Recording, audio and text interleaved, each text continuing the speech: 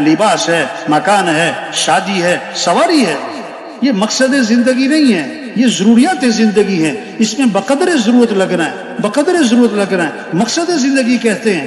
مقصد زندگی کسے کہتے ہیں؟ جس پر آدمی جان لگاتا ہے، دل دماغ لگاتا ہے، صبح شام لگاتا ہے، اپنی قوت لگاتا ہے، جس کو زیادہ بولتا ہے، زیادہ سنتا ہے، زیادہ سوچتا ہے، جس کے لیے آدمی زیادہ سفر کرتا ہے، اور جس کے نفع پر بڑی خوشی ہوتی اور جس کے نقصان پر بڑا صدمہ ہوتا. اور مقصد زندگی کیا ہے؟ جس کو آدمی زیادہ اللہ سے مانگتا ہے، جس کو زیادہ اللہ سے مانگتا ہے، وہ مقصد زندگی. تو مقصد زندگی کیا ہے؟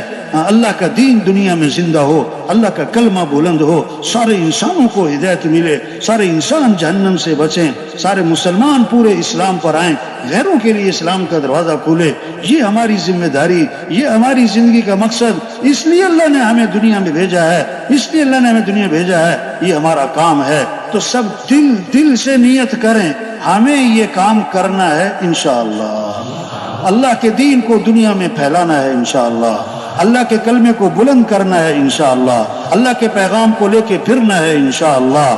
اور اب 30 سال زندگی کے گزر گئے، 40 سال گزر گئے، 50 سال گزر گئے، صلاحیت کہاں لگی؟ بولو بھائی. یہ جو گزشتہ زندگی گزری، ہم سب اپنا اپنا محاسبہ کریں. ہماری صلاحیت کہاں لگی؟ ہمارا دل دماغ کہاں لگا؟ ہماری صبح شام کہاں لگی؟ ہماری قوت کس پہ خرچ ہوئی؟ ہو مال کمانے پہ، ضرورتیں پوری کرنے پہ، ایک چھوٹی سی دکان پہ، چھوٹے سے دفتر پہ، چھوٹے سے کاروبار پہ. یہ ہوا ظلم، یہ ہوا ظلم. ظلم کہتے ہیں وضع الشیء فی غیر محلی، چیز کو وہاں لگا دینا جو اس کی جگہ ہی نہیں، اس کی جگہ ہی نہیں، غیر محل میں اس کو لگا دینا. صلاحیت دی اللہ نے کس لیے؟ اللہ کے دین کو پھیلاتے، اللہ کے پیغام کو لے کے پھرتے، لوگوں کو اللہ کی طرف بلاتے. وہ صلاحیت لگ گئی کس پر؟ مال کمانے پر. ایک دکان سے 2 دکانیں بنانے پر، چھوٹی دکان سے بڑی دکان بنانے پر، ایک فیکٹری سے 2 فیکٹریاں لگانے پر، ہمیں وزارتیں حاصل کرنے پر، عہدے حاصل کرنے پر، حکومتیں حاصل کرنے پر ہم نے وہ صلاحیت لگا دی. یہ ہم سے ظلم ہوا. اور ظالم کی دعا قبول نہیں ہوتی ہے. ظالم کی دعا جب امر بالمعروف چھوڑ دیں گے، نہیں منکر چھوڑ دیں گے، اب دعائیں مانگیں گے اور دعائیں قبول نہیں ہوں گی. سوال کریں گے، پورا نہیں کیا جائے گا. مدد مانگیں گے، مدد نہیں کی جائے گی. اپنے کام سے ہٹ گئے.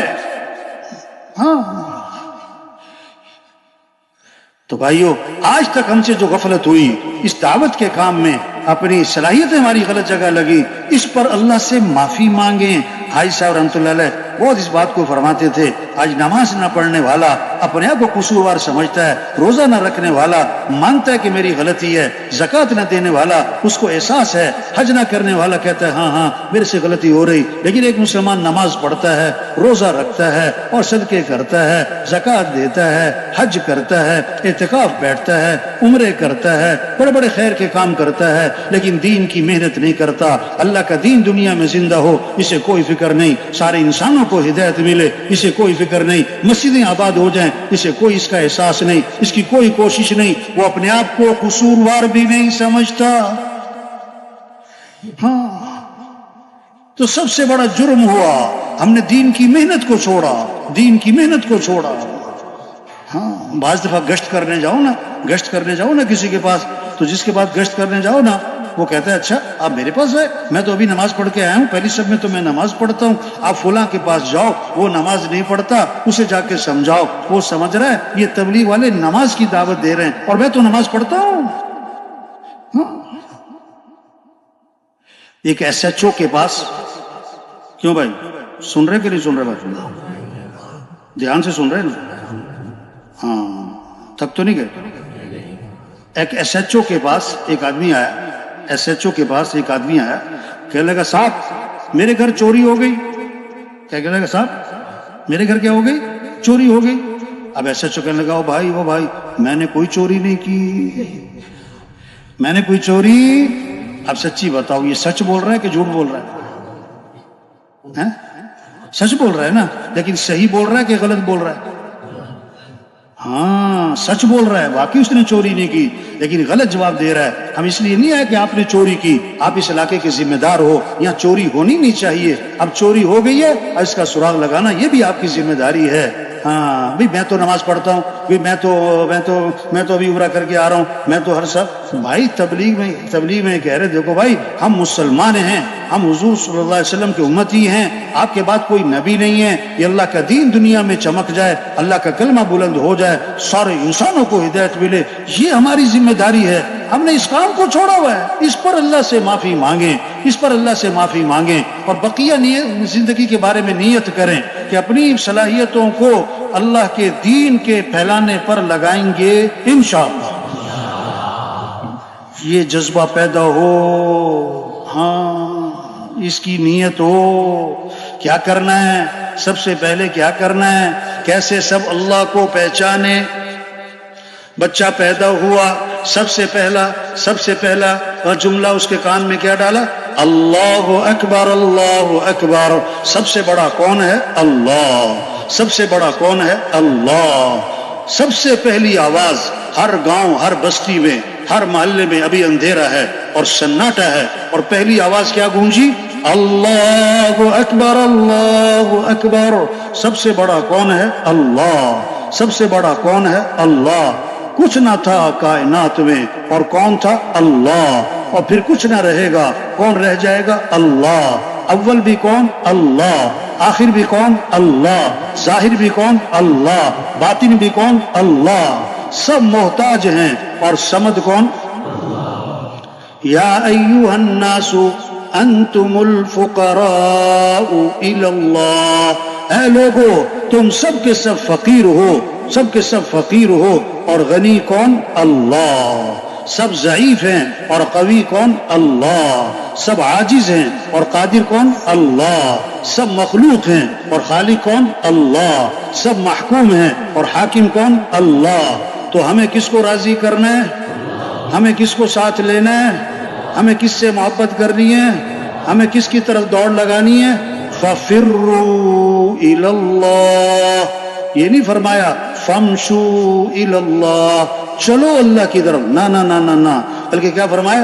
فَفِرُّوا إِلَى اللَّهِ. دوڑ لگا دو کس کی طرف؟ اللہ کی طرف.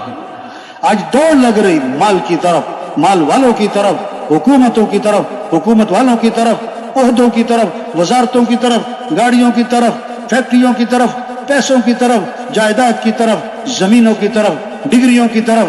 نہیں نہیں, دوڑ لگاؤ کس کی طرف؟ اللہ کی طرف. ہمارا مطلوب کون ہے؟ اللہ. ہمارا مقصود کون ہے؟ اللہ. ہمارا معبود کون ہے؟ اللہ. ہمارا محبوب کون ہے؟ اللہ. جسے اللہ ملا اسے سب کچھ ملا, جسے اللہ نہ ملا اسے. یہ ہے کلمہ لا الہ الا اللہ. کیا مطلب؟ لا مطلوب الا اللہ, لا مقصود الا اللہ, لا معبود الا اللہ, لا محبوب الا اللہ. مطلوب بھی کون؟ اللہ. مقصود بھی کون؟ اللہ. معبود بھی کون؟ اللہ. محبوب بھی کون؟ اللہ. کامیابی کس کا نام ہے؟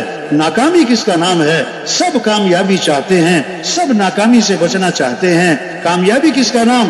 اللہ فرماتے ہیں وَرِضْوَانٌ مِّنَ اللَّهِ أَكْبَرُ ذَلِكَ هُوَ الْفَوْزُ الْعَظِيمُ.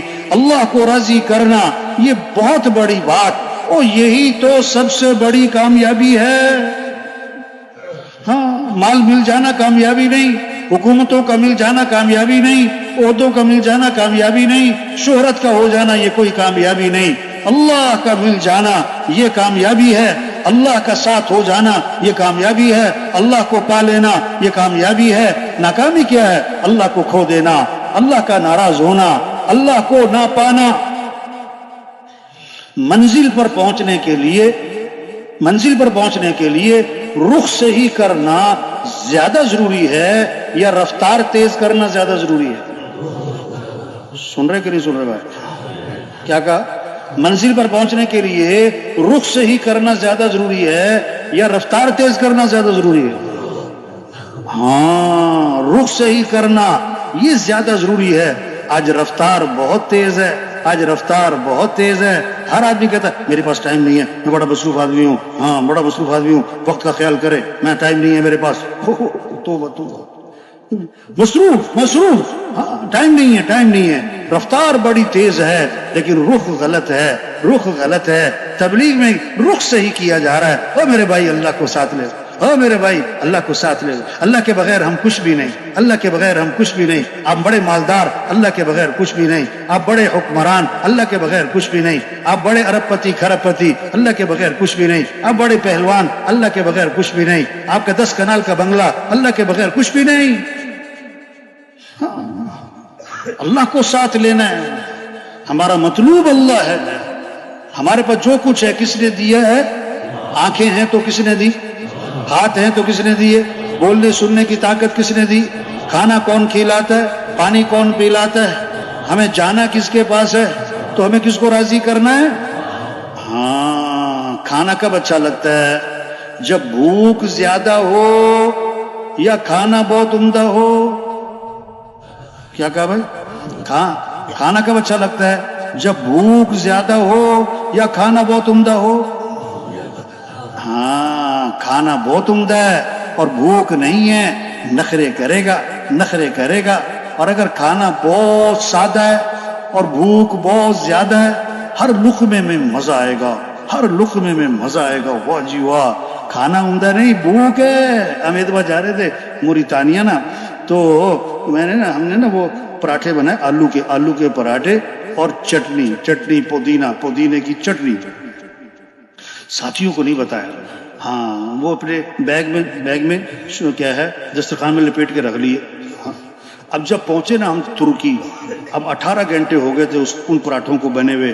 جب ہم نے دیکھا نا ساتھیوں کو لگ گئی یہ بھوک بڑی سخت قسم کی, میں نے کہا آ جاؤ بھائی. اب دسترخوان کھولا اور جناب پراٹھے نکالے ٹھنڈے اور چٹنی. اب سب کھا رہے ہیں اور ہر لقمہ کھاتے ہوئے کہتے ہیں مولوی صاحب بڑا مزے کے پراٹھے. اور پراٹھے مزے کے نہیں ہیں, بھوک بڑے مزے کی ہے. وہ بھوک سے مزہ آ گیا. ہاں تو بھائیو, جب اللہ کو پہچانیں گے پھر عمل کا شوق, پھر کس کا شوق ہوگا؟ ہاں, لا الہ الا اللہ محمد الرسول اللہ. اللہ تک پہنچنے کا راستہ حضرت محمد مصطفیٰ صلی اللہ علیہ وسلم کی اتباع ہے. ہاں, یہ ہے نمونہ.